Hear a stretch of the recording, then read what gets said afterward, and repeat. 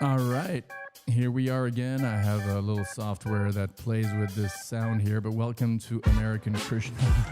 And on these lives, we go deep, deep, deep, deep into the book that I keep quoting on this channel, namely the famous Bhagavad-Gita, the words spoken allegedly by Lord Krishna himself, who declares, as you know, or as if you don't know, if this is your first time, welcome, that he is the Supreme Person. He's God himself. So I always recommend you to read the Bhagavad Gita translated and commented upon by A.C. Bhaktivedanta Swami Prabhupada, whose translation, whose edition is the most widely read and appreciated on planet Earth, and at least in terms of numbers. And thanks for those of you who have just joined live.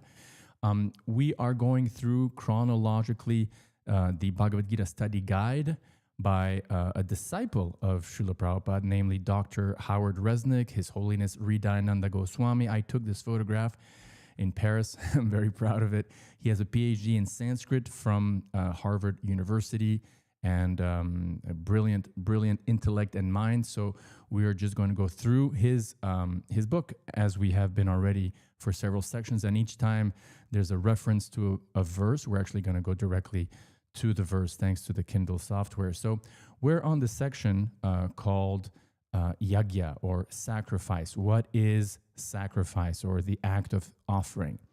And continuing from last time, the author asks the pertinent question. One might well ask, why can't we enjoy the fruit of our own labor? Because just before we were going through, we visited some verses where Krishna says that you or we are entitled to the act, but not the fruit, not the result. The result is up to God, and that's not up to us. So Dr. Resnick here asks, the pertinent question, why can't we enjoy the fruit of our own labor? Actually, we can, he says, but only after first acknowledging our bounty's source. That's, in Christianity, you have this notion of give thanks and praises. Give thanks and praises. Thank you, our God, for our daily bread. But it goes a little bit further in the Bhagavad Gita, as you'll see. It goes a little further. For example, offering our food before we eat does not mean that we starve.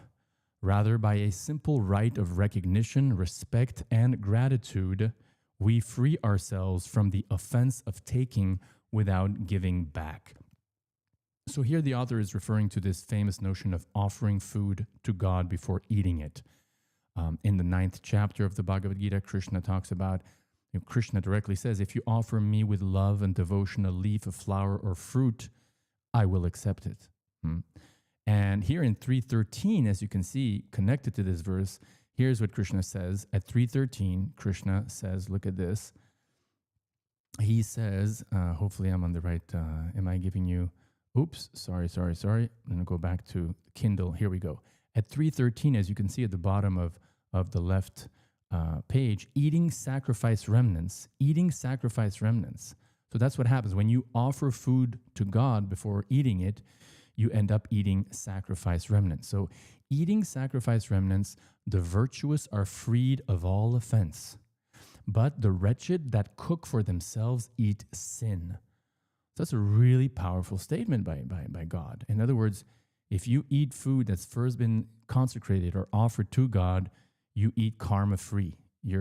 And that's why we always recommend, look, you got to eat at least once, twice, 3 times a day. So whether you're doing it in your mind really briefly in a restaurant, or if you have the privilege of having your own kitchen and cooking, offer your food to God before eating it, and cook with the idea that, hey, you actually, I'm going to cook for the pleasure of God.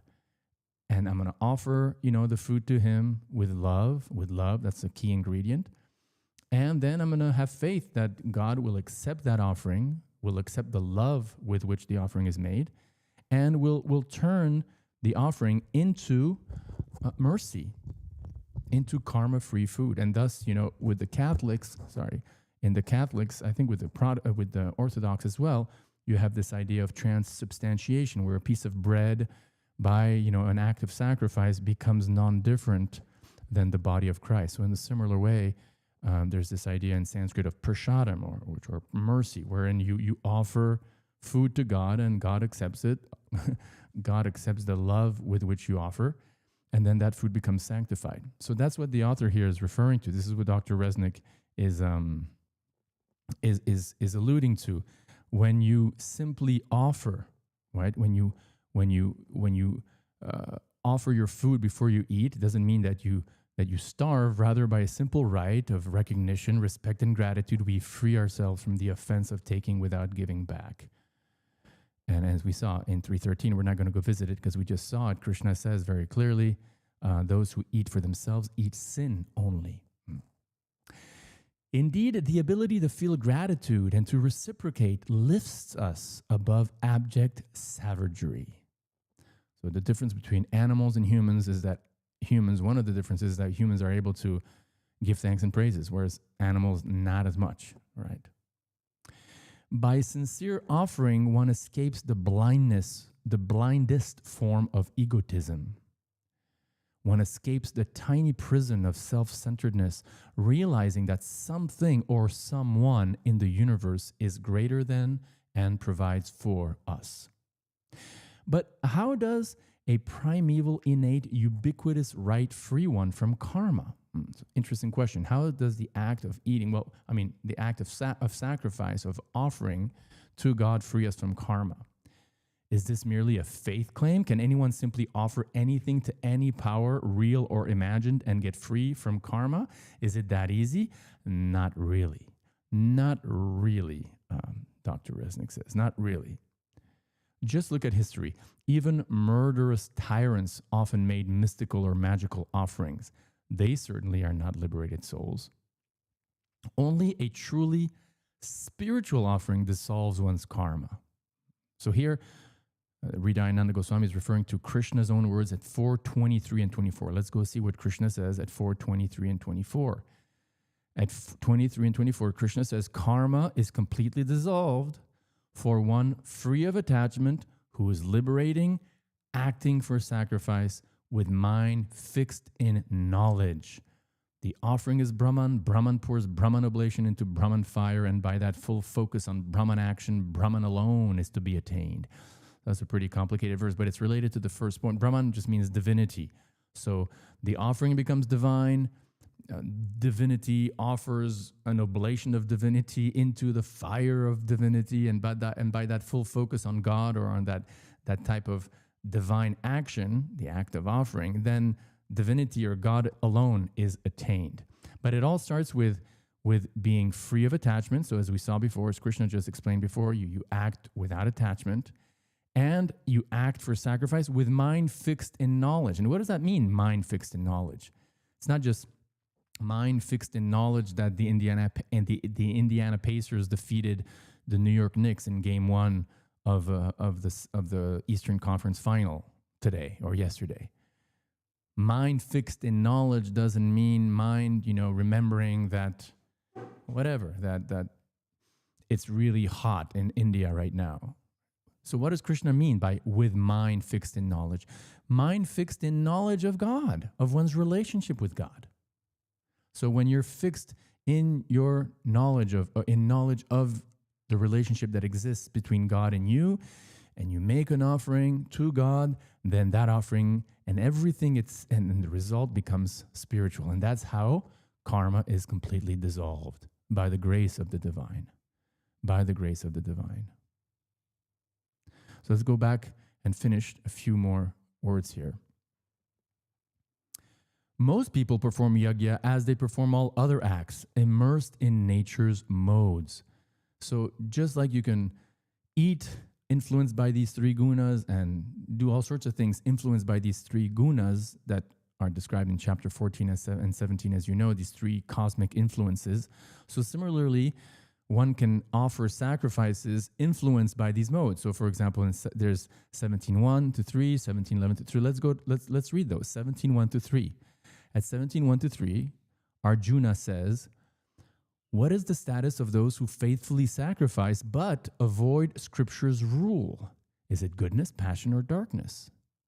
The Lord said, the embodied soul's faith, born of one's nature, is of three kinds: good, passionate, and dark.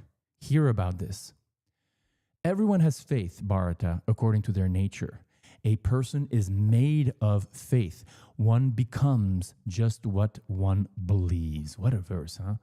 One becomes just what one believes. So be careful what you let into your consciousness. Be careful what belief system you start accepting, because you become just what you believe. And we saw also Dr. Resnick referring to 11 to 13 of the same chapter. An offering in goodness fixed by precept is offered with full concentration by those not seeking fruits, the mind simply thinking it is right to offer. But know that a passionate offering is offered hypocritically, seeking the fruit, O best of Bharatas.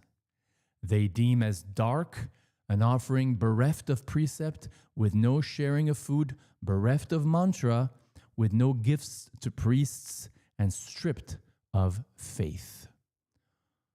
So here Krishna is describing the different kinds of sacrifice. Let's just read one more paragraph and then we'll call it quits for today.